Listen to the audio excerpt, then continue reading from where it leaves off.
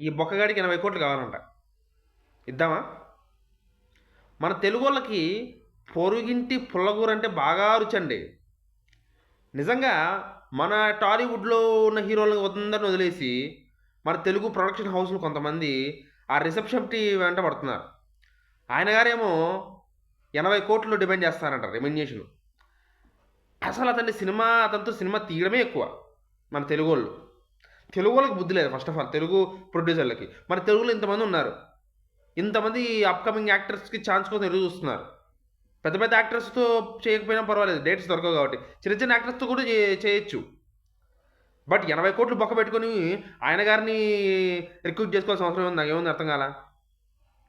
అంత తోప అంటే ఆయన ఏదో పెద్ద మార్కెట్, ఏదో పెద్ద ఇది అంటున్నారు. ప్రభాస్ కంటే ఎక్కువ మార్కెట్ ఉందా? అల్లు అర్జున్ కంటే ఎక్కువ మార్కెట్ ఉందా? తేజ సజ్జ కంటే ఎక్కువ మార్కెట్ ఉందా? నాకు అర్థం కాదు. తేజ సజ్జ కొట్టాడండి 300 కోట్లు. అతనితో సినిమాలు తీయలేరా?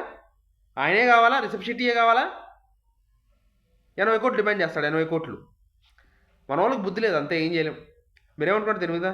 కింద కామెంట్ చేసి చెప్పండి.